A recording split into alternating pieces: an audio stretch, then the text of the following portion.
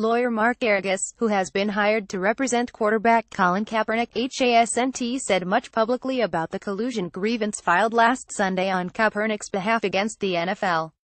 In the latest episode of the Reasonable Doubt podcast with his C0 host Adam Carolla, Geragos said plenty. "What you need is the email from Goodell to the owners. You need that smoking gun of the don't hire this guy," Carolla said in the episode that debuted Saturday. "We have very good reason to believe that exists," Geragos replied. Geragos went on to say that the smoking gun can come in the form of a piece of paper or an answer provided while testifying. Geragos also echoed a point made here recently regarding the potential value of digital evidence.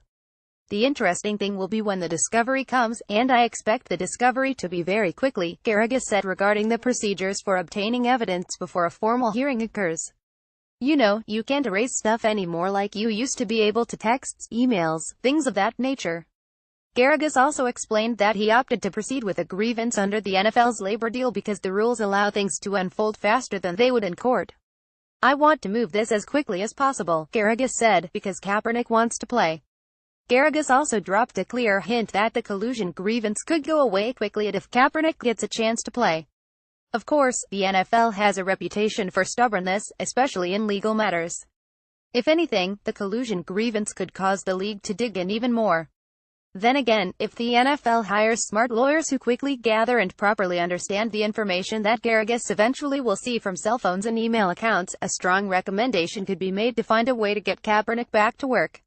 "Sometimes I just want to tear what little hair I have on the head out when I see legal commentators say, 'Oh, this is this uphill battle, it's that uphill battle,'" Geragos said. "Guys, the conspiracy statute in federal court is much tougher than the collusion standard in the NFL's CBA. And every day federal prosecutors are able to prove conspiracy. So I do not think it's as uphill a battle as people make it out to be. In fact, I think it's fairly obvious at this point that there has been collusion. But I don't need to sit here and litigate it so much as let's see what happens on Sunday in the quarterback situation and whether somebody signs him. I still have a pretty good feeling somebody's gonna sign him. Most don't have that feeling. Then again, most don't have access to the proof of collusion that may be lurking in text exchanges and elsewhere on devices used by employees of the NFL and its teams. The NFL has that access, and the NFL knows it doesn't require a documented edict from 345 Park Avenue to prove collusion.